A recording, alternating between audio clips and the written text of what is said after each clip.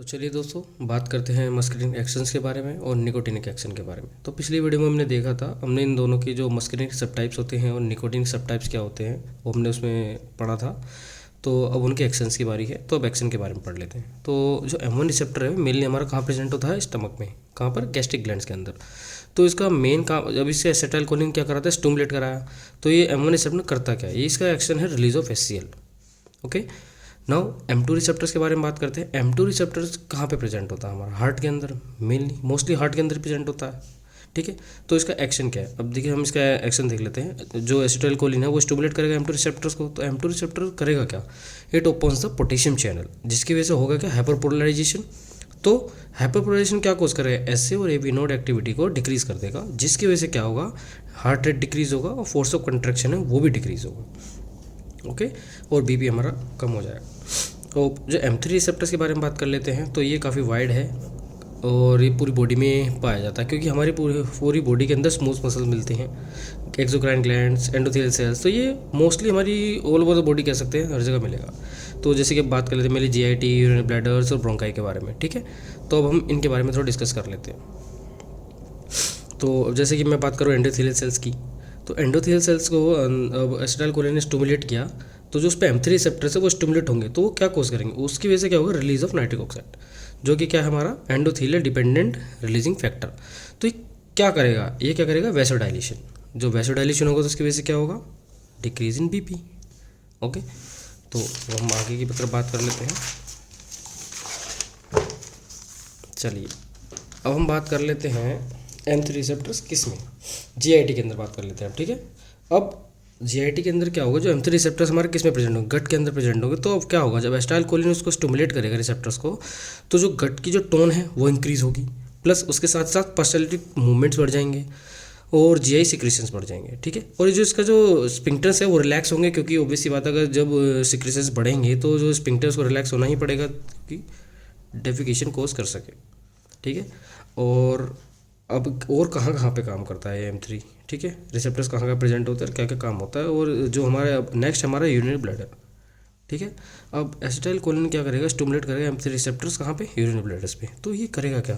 जो यहाँ पे डिट्रोसल मसल्स होती है उसको कॉन्ट्रैक्ट करेगा, जिसकी वजह से हमारा यूरिनेशन होगा।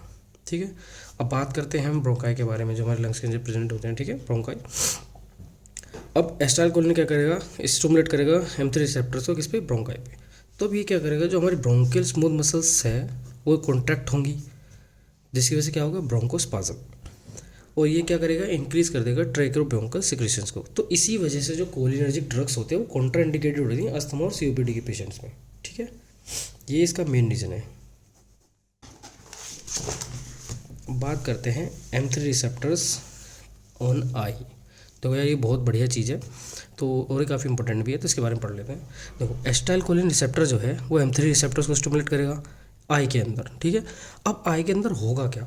जो हमारे स्पिंक्टर पीपल हैं, जो हमारी स्पिंक्टर पीपल मसल होती है वो कॉन्ट्रैक्ट करेगी। तो कॉन्ट्रैक्ट करेगी तो ऑब्वियसली बात है क्या होगा? मायोसिस होगा। ठीक है, और जो सिलेरी मसल्स हैं वो कॉन्ट्रैक्ट करेंगी तो क्या हो जाएगा? Spasm of accommodation. चलो इसके बारे में थोड़ा बता देता हूँ, मायोसिस होता कैसे। ठीक है, अब ये जो हमारी है ये आइरिस है। ठीक है, ये लेंस है, ये आइरिस है, ये हमारा कॉर्निया। अब ये हमारे जो है कॉन्टैक्ट करेंगे तो ऑब्वियस बात है जो हमारा अपर्चर है कम हो जाएगा, मतलब पीपल लगेगा उसका अपर्चर कम हो जाएगा, तो मायोसिस तो होना ही है। ठीक है, तो अब इसके बारे में आगे देख लेते हैं। तो अब जब ये दोनों चीज़ होंगी तो क्या होगा? जो ट्रेबिकुलर मेसवर्क है वो ओपन हो जाएंगे around the canal of slams. ठीक, अब ये ट्रेबिकुलर मेसवर्क होता क्या है? देखो यार, यहाँ पे जो एंगल होता है ना, एंटीरियर चैम्बर, जो हमारा कॉर्निया होता है और आइरिस होता है, तो इसके यहाँ पे जो एंटीरियर चैम्बर होता है तो इसका एंगल होता है एंगल ऑफ एंटीरियर चैम्बर। तो इसके बारे में वैसे तो आप डिटेल में ऑप्थेल्मोलॉजी में पढ़ेंगे आप नेक्स्ट ईयर। तो अब इसके बारे में बता दूं, जो है एंगल ऑफ एंटीरियर चैम्बर होता है उसमें हमारी ये सब ट्रेबिकुलर मेसवर्क्स और कैनाल ऑफ स्लैम्स होते हैं, ये ताकि हमारा जो एक्वस ह्यूमर है उसके ड्रेनेज के लिए। तो अब ये ट्रेबिकुलर मेसवर्क ओपन हो गया, जो ड्रेनेज है एक्वस ह्यूमर का, जो ड्रेनेज है वो हो जाएगा, जिसकी वजह से क्या होगा? इंट्राओकुलर प्रेशर कम हो जाएगा इन ग्लूकोमा। देखो, ग्लूकोमा में होता क्या है? जो हमारा इंट्राओकुलर प्रेशर बढ़ जाता है बिकॉज ऑफ एक्वस ह्यूमर। क्यों? एक्वस ह्यूमर का सिक्रीशन बढ़ता रहता है और उसका ड्रेनेज नहीं हो पाता है बिकॉज ऑफ ट्रेबिकुलर मेसवर्क जो है वो बंद हो जाता है। जो हमारा ये एंगल ऑफ एंटीरियर चैम्बर है, sorry, angle of anterior chamber close हो जाता है, तो हमारा उसका ड्रेनेज रुक जाएगा, तो एक्वस ह्यूमर जा नहीं पाएगा और वो सिक्रीशन होता रहेगा, तो ऑब्वियस सी बात है इंट्राओकुलर प्रेशर बढ़ेगा। तो इसी के लिए ये चीज़ है। ठीक है, चलो अब बात कर लेते हैं हमारा नेक्स्ट टॉपिक निकोटिनिक रिसेप्टर्स के बारे में। ठीक है, तो यार निकोटिनिक एक्सटेंस के लिए हमें लार्ज डोज ऑफ एसिटाइलकोलिन चाहिए, बहुत ज़्यादा। अब हायर डोज ऑफ एसिटाइलकोलिन लोगे तो ऑब्वियस सी बात है कुछ ना कुछ तो दिक्कतें आएंगी। तो ये क्या प्रोड्यूस करेगा, ये प्रोड्यूस करेगा डेंजरस मस्कुलिन इफेक्ट, किस पे, हार्ट पे।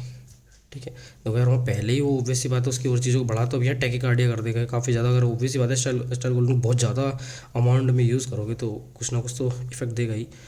अब higher dose of acetylcholine stimulate क्या करेगा, दोनों सिंपैथेटिक पैरासिम्पैथेटिक गैंग्लिया दोनों को स्टिमुलेट करेगा। हायर अमाउंट में होगा तो दोनों को स्टिमुलेट करेगा, और जिसकी वजह से क्या होगा, टैकीकार्डिया और राइज इन ब्लड प्रेशर। और स्केलेटल मसल्स में क्या कॉज करेगा, ट्विचिंग। ठीक है, तो गाइज आज की वीडियो में बस इतना ही। Thank you so much, thanks for watching and thank you.